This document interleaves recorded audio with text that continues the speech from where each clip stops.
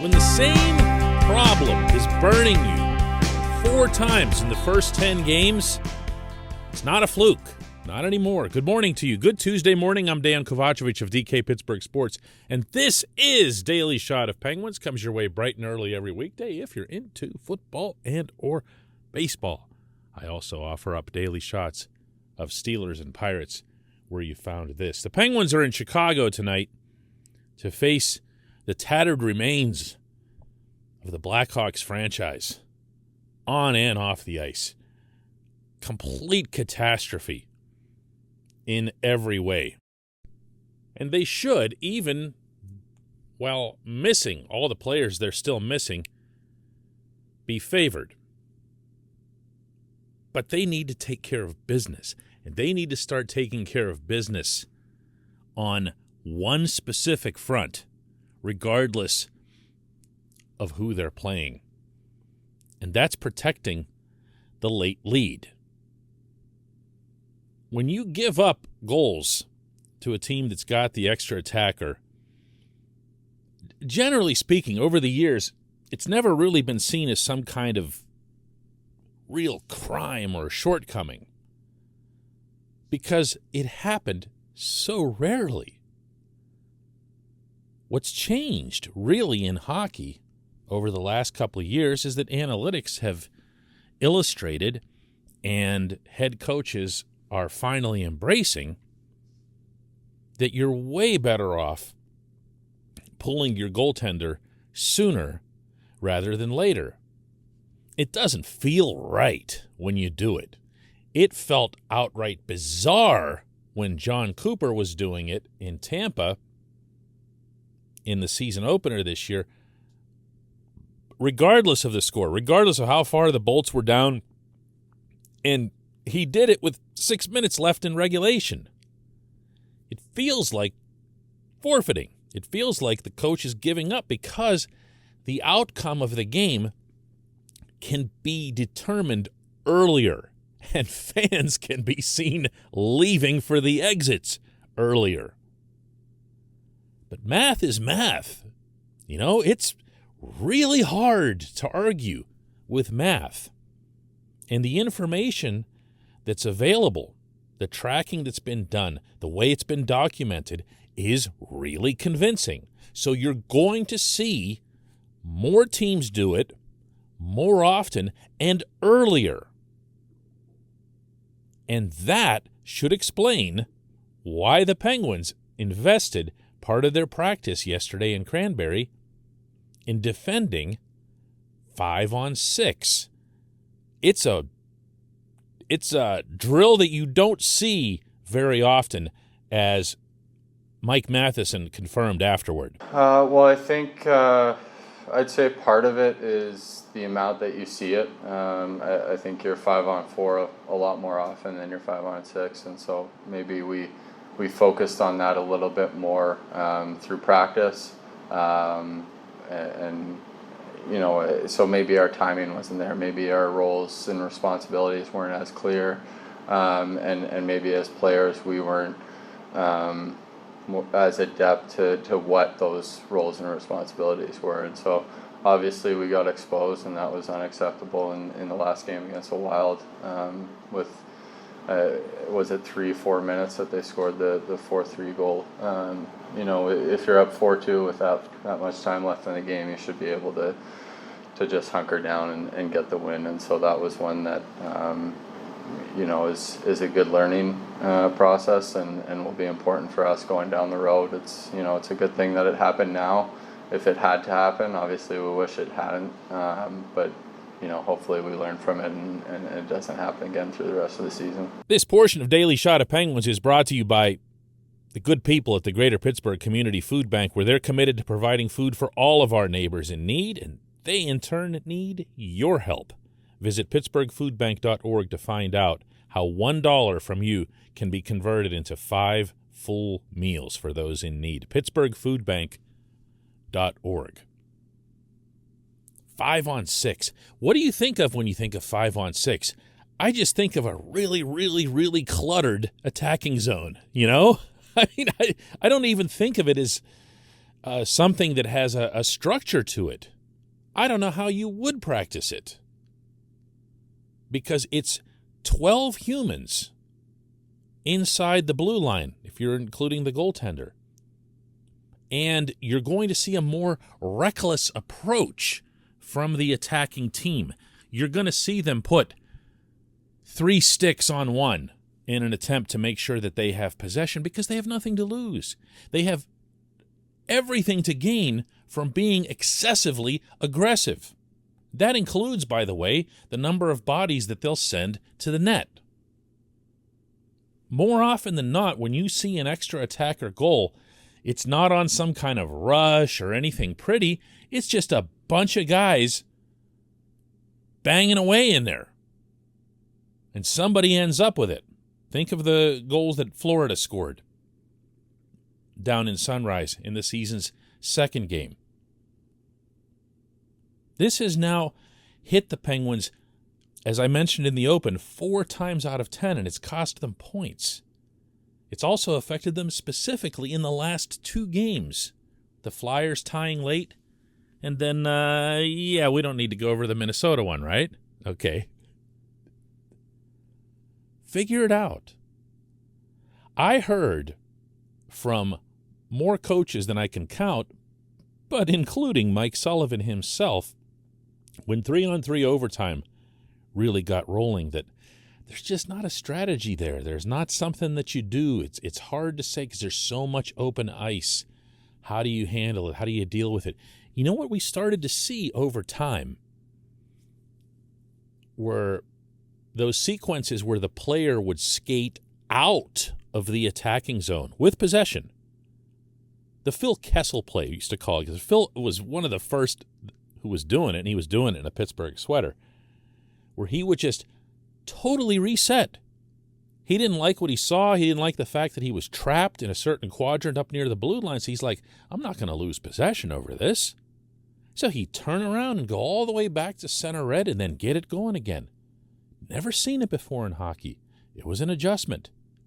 It was a strategy that was added because of something new to the game. Whether it was a coach who did it, whether it was a player, whether it was Phil himself, I can't say. But it happened, and now you see everyone doing it. Everyone. There's no exceptions. There's no players, no teams who are participating in 3-on-3 overtime who don't do that.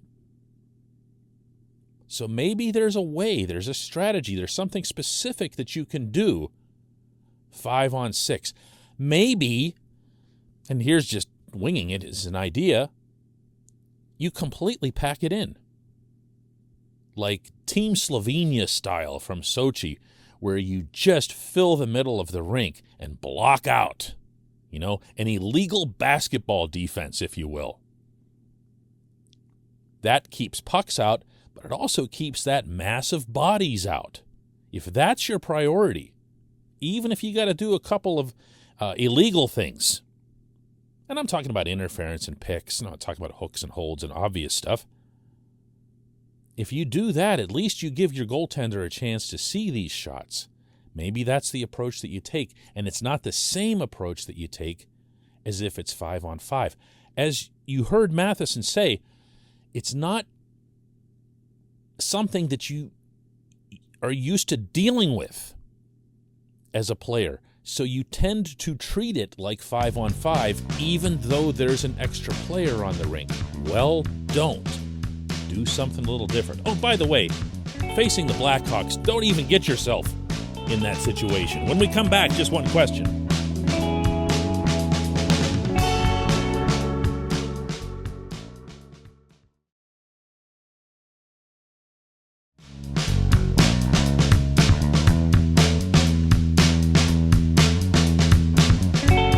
It's time for Just One Question. That's brought to you always on this program by Fubo TV. The monthly cost of cable is over $200. Fubo TV is $65 a month to watch all the same channels, including AT&T Sportsnet Pittsburgh.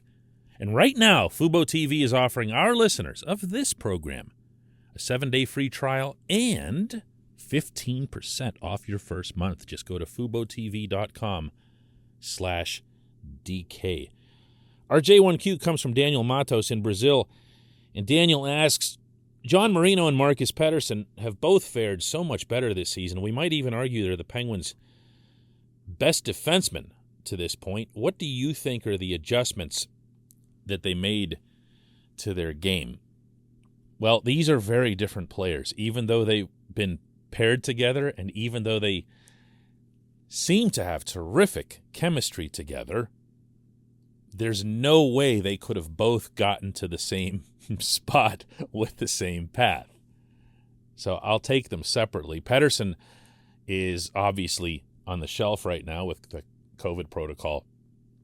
But when he was playing, all indicators are that he was the Penguins' best-rated defenseman when it comes to advanced analytics. I'm not going to say best defenseman because I'm watching Chris Letang. And what Letang's doing right now, the impact that he's having on the team is something else, including when it comes to ice time, which also is data. But Pettersson was really, really good. And Marcus basically, and he's talked about this, rededicated himself to making smart, aggressive plays. He's an unusual dude. And I don't mean that off the ice because he's actually like the coolest guy, really, really smart guy. And funny and everything else. But he's unusual in the hockey sense, in that he's outrageously skinny. You know, almost like a cartoon character. And he can't add weight. He can't add bulk. It's not a matter of, hey, Marcus, go have some cheeseburgers. You know, he's understood what his frame is and how to work with it. He's got a little bit of a snarl to his game that he applies. It kind of helps make up to some extent for the lack of bulk. But more than anything else, he can skate better than you think for somebody his size. And he can join the attack, sometimes even lead the attack, better than you think for someone who has that kind of gangly appearance to him. He is effective when he's moving forward. What he kind of lost track of last year, and maybe lost his way to an extent. I didn't think his year was as bad as a lot of people painted, but even if you take the stance that it was, he really just needed to get his bearings in his own zone and not be as out of control.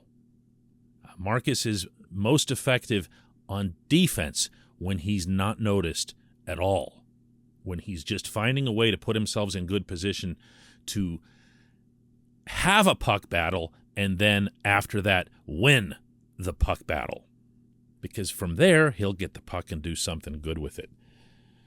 John Marino is that much simpler. John Marino has been given the Letang treatment by Todd Reardon, by his teammates and everything else. And I say that in a good way because I'm referring to Letang a few years ago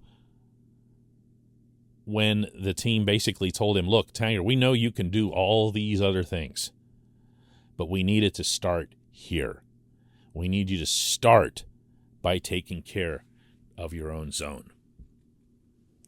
And Marino had become a little out of control in that regard. And in fairness to Marino, he'd also been paired with some guys that are tough to be paired with, notably Mike Matheson. You don't want to spend half of every shift covering for someone else's mistakes in your own zone. It'll unsettle every aspect of your game. So basically what they did with John was said, listen, it all starts back here. It starts on the back end. Again, same thing that they were sharing with Letang, and I'm sure you've heard me tell that story many times about the just defend admonition that Sullivan gave Letang on the morning of Game 6 in San Jose. And what ended up happening from just defend, Letang scored one of the more memorable goals in franchise history by being extremely aggressive in the Sharks' end. That's how that works, and that's what they see in Marino. Not necessarily that they see Letang, but they see that construct to the player. So they've had Marino focus on that. And this is why, you just got to get these guys healthy again. You got to get them back in the lineup, enough protocol, enough surgeries and rehabs and illnesses and everything else, because it's a pretty good hockey team when you have everyone together. And specifically, this Marino and Pettersson pairing was a nice thing. And it's going to be one again. It's just they've got to find a way to get through all of this. I appreciate the question, Daniel. I appreciate everybody listening to Daily Shot of Penguins. Let's do it again tomorrow.